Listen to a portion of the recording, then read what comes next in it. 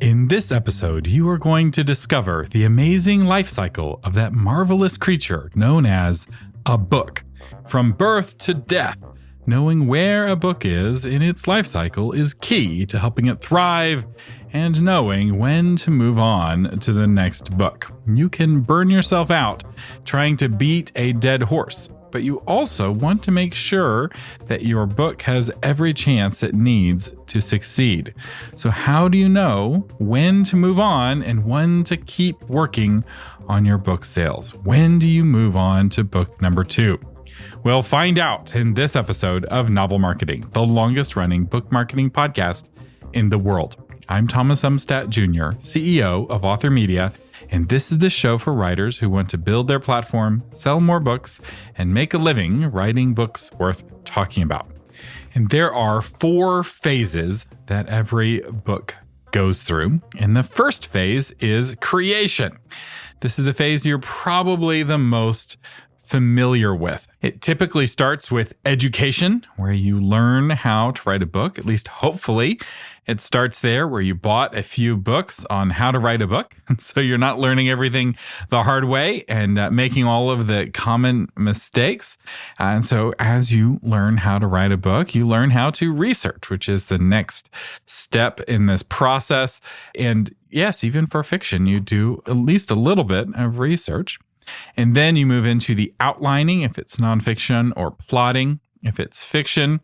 Or if you're a discovery writer, you're writing your terrible first draft, which acts as an outline, because most discovery writers then basically start over or write a new draft from that terrible first draft. But if you're going from a more extensive outlining, the next step is drafting. This is where you're actually writing the book and you have your rough draft, a completed rough draft. And then the next phase is editing. And I have episodes on all of these, so I'm kind of racing through them. Just editing has multiple phases where typically you first do a developmental edit, and then a copy edit, and then a line edit, and then typesetting, and then a proofread. So all of those are inside. You could say that that's inside of the editing and revising phases. And then the next step is the cover design. Now, inside of cover design is the front cover, which is probably what you're thinking of when it comes to cover design, but also the back cover. And it's in the back cover design where you work out your back cover copy. Hopefully you give that back cover copy to the designer before the design process starts, because good back cover copy actually leads to better cover designs, and it also allows the designer to work the text into the cover in a more organic way, so it's not just a block of text. But regardless, you have the back cover, the front cover, the spine. This is also where you get your ISBN number and your barcode. You set your price. All of this goes into the back cover copy. That back cover copy will also be your starting point for your text on your Amazon page.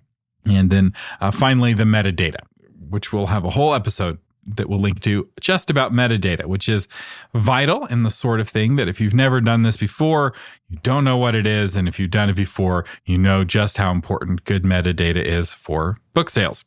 So that's phase 1. That's the creation of the book. You now have a completed book.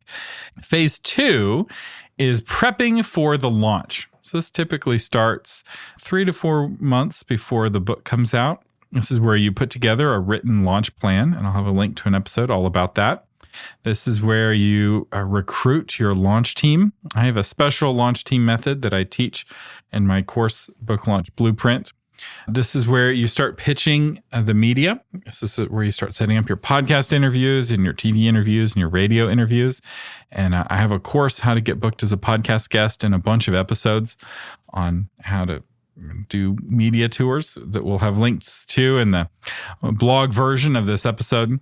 It's also during this pre-launch phase where you're sending out your advanced reader copies. And this is a key tool for lining up endorsements and media mentions. And again, I have a whole episode just on advanced reader copies. So you can think of this episode as kind of the big picture, how it all fits together.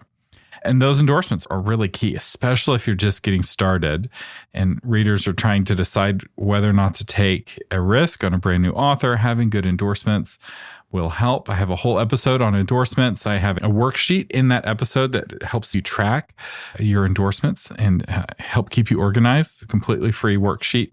And then this is also where you put together your pre-order email sequence. So you want to drive pre-orders for your book. I think for Brandon Sanderson, it's somewhere around 50% of his orders come in as pre-orders. And that's not uncommon. So you have to realize, in terms of the life cycle of your book, the day the book comes out, you've already potentially received half of all of the sales your book will ever receive. So you can often know really early if a book has legs or not, just based off of how much action it gets before the release date. But you still have 30 days for your launch before your publisher will move on. And so that leads us from phase 2, which is launch prep, into phase 3, which is the launch. So bookstores, typically, if they stock your book, they'll stock it for 30 to 60 days, depending on the bookstore, before they will give up on the book. And Amazon will make you eligible for the #1 new release badge. I think it's 30 days. It might be 60 days. It may depend on the category. But after 60 to 90 days, you're definitely no longer eligible for the #1 new release badge. And so you really want to launch strong. This is so critical if you're traditionally published, because your publisher won't spend a penny on promoting your book on day 31. Most publishers won't. They're going to launch all of their promotional efforts in those first 30 days, and almost no books get any promotion after day 30. So there's this big question you're trying to answer during the launch, and that is the book evergreen? You want the answer to this question to be yes. Probably 999 books out of 1,000 are not evergreen. So an evergreen book is a book that sells steadily every month, about the same as what it sold last month. Most books launch with this massive wave of pre-orders from all of the hype. During the launch window, they bring in another massive harvest of sales, and then the sales pretty quickly drop off. And within 6 months to a year, the book's not really selling anymore. So what are some of the things that you can do to maximize sales during this launch window, during those critical 30 days? Well, I have a whole course on it, but I'll give you a few specific tactics right here. And many of these we have whole episodes on. So one is a Goodreads giveaway, can help drive your Goodreads reviews, which is now more important than ever because Amazon now features Goodreads reviews on bookstore product pages. This is where you set up your media tour. So you're prepping the media tour. Now you go on the media tour. So you want to make sure and do a good job, and you sound good and you look good on that media tour. You're able to present your book and pitch your book well. We have episodes not just on how to pitch podcasts, but also how to pitch your book, which is an important skill to master. This is also where your launch team comes into play, and your launch email sequence. So hopefully you have a sequence of emails pre-written out to promote your book during this key 30-day window. And hopefully your book is evergreen, but your book can still be successful. It can be a financially successful book. It can be an influential book without being an evergreen book. Very rarely is a book evergreen. And there are many authors who are making a living and feeding their families, and they've never once written an evergreen book. For most books, they get all the sales they're going to get in those first 30 to 60 days, or almost all of the sales. There's always some trickle, right? There'll be some word of mouth, and you'll continue to get some sales for months and even years to come. But realize that that is a tiny fraction of what you get during the launch for most books. And I remember talking with my grandfather. He used to work at Quaker Oats, and he worked on the team that developed Captain Crunch. Captain Crunch was his baby. And he was talking about that this is a phenomenon in breakfast cereals as well. So they would develop all these new cereals, and every new cereal launches with this massive surge in sales. Because people are curious about that new cereal on the shelf, so they'll grab a box and they'll give it a shot. And the big breakfast cereal companies like Quaker Oats would launch with a lot of marketing, so that new cereal would get a lot of sales. And most new cereals would launch, they get a surge of sales that would slowly trickle off, and then the cereal would be discontinued. Or maybe it would trickle down to some really small number and it would be on the shelf in some stores.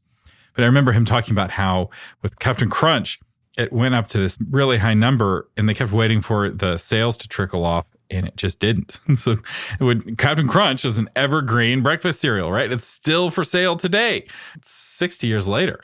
But I realized you're like, but this book is art, right? Why are you comparing it to breakfast cereal? That's so demeaning. I'm more sophisticated than that. I am higher than that. It's like, it's a product that people buy.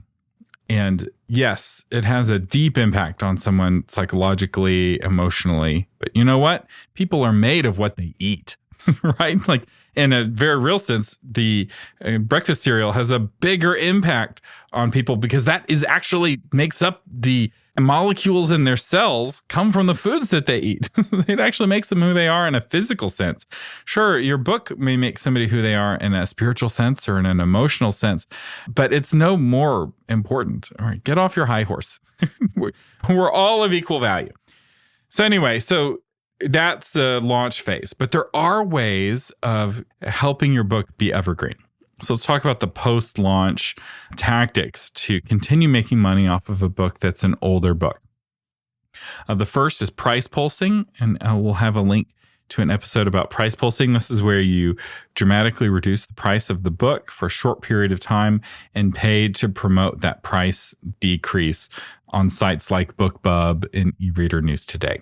This is a great way of bringing in thousands of sales, often in just one day. And it works best on older books. And we have a whole episode about the tactics there, but this can be a very effective way promoting a book, especially if you did a good job with your launch and you got a lot of reviews. So the best price pull sites like BookBub like to see 3 digits worth of reviews, right? 100 reviews or more. But you're only racing against the other authors that are submitting that day or for that day. So sometimes you can get through with fewer than 100 reviews, but the more reviews, the better.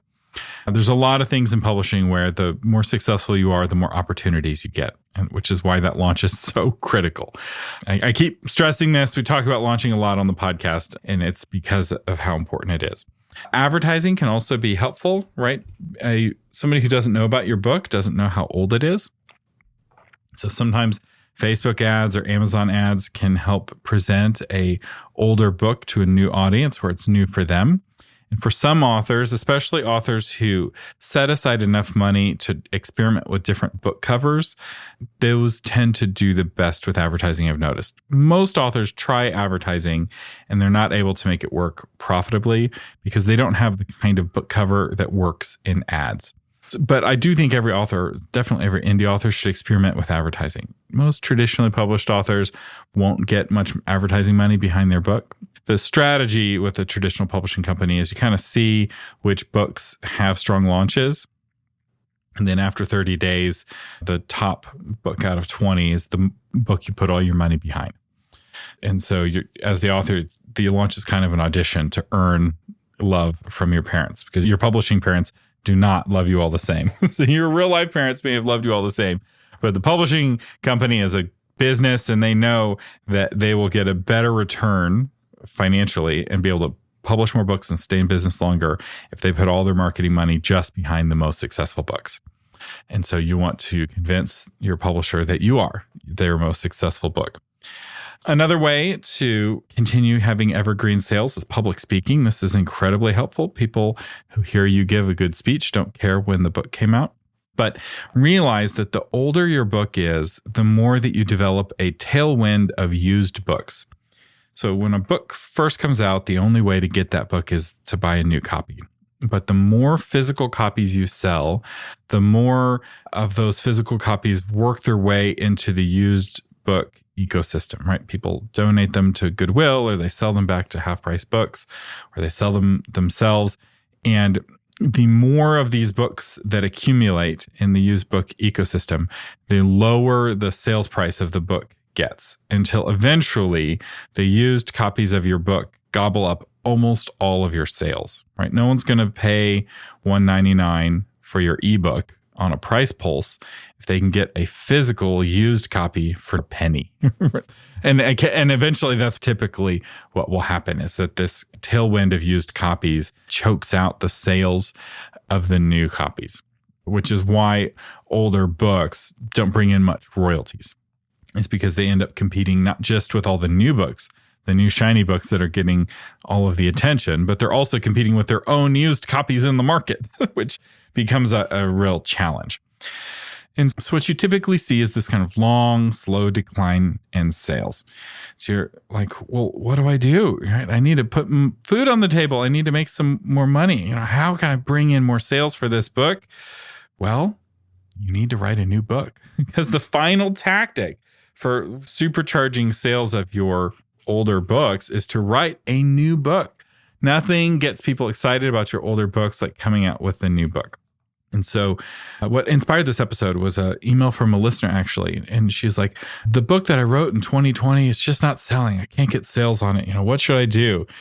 And my answer was, you need to write another book. That's too long. You can't go 3 years between books. You'll lose your audience.